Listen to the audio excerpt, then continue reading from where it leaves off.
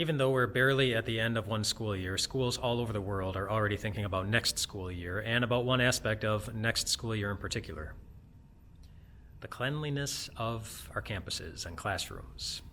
And why? Yeah, because of the coronavirus and because of this particular strand of the coronavirus, because of how contagious it is and how unpredictable it is. But really for a more important reason. They're paying attention to the cleanliness of our campuses and classrooms already because our kids are going to be there.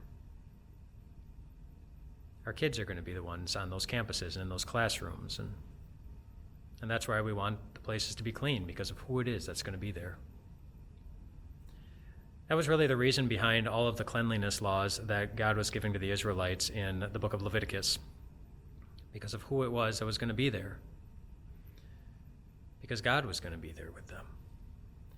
In Leviticus chapter 15, verse 31, he says, I'm giving you all these laws because I don't want my people to defile my dwelling place, which is among them. And God wasn't just a student there. He wasn't just a visitor. He lived there. And where did he live? Among them. And who is them?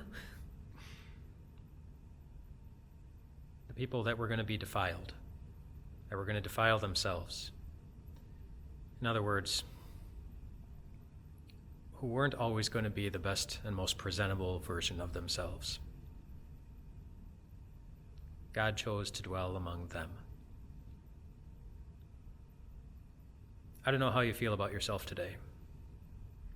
If today's the day when you just want nothing more to do with you, or if that happened last week, or if you're afraid that's still coming, I don't know how easy or difficult it is for you to find somebody else who's pleased with you, congratulating you, or telling you that, well, you're as great as you want to be.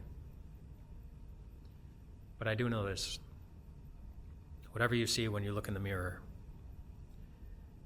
you also get to see somebody that God is with. In the first chapter of the book of John, it talks about Jesus, uses a nickname for him, calls him the Word, and it says, "The Word became flesh and made his dwelling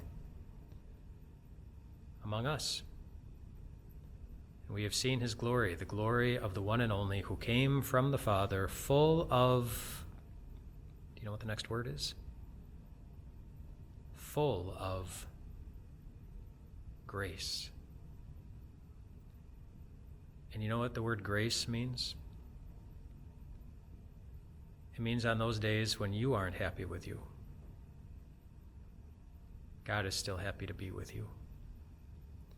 It means that on those days when you don't love you, God still loves you. It's why Jesus put on flesh, knowing that one day it would become dirty and unclean. Not just from the dirt of this world, not just, well, it would be stained with the worst of you and me. And he knew that going in.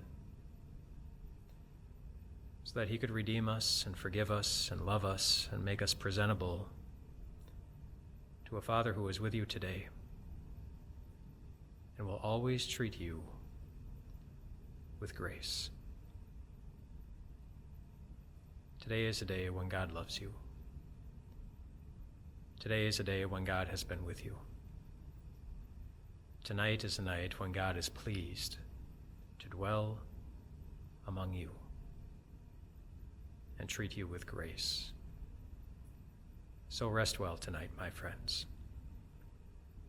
You are God's dwelling place.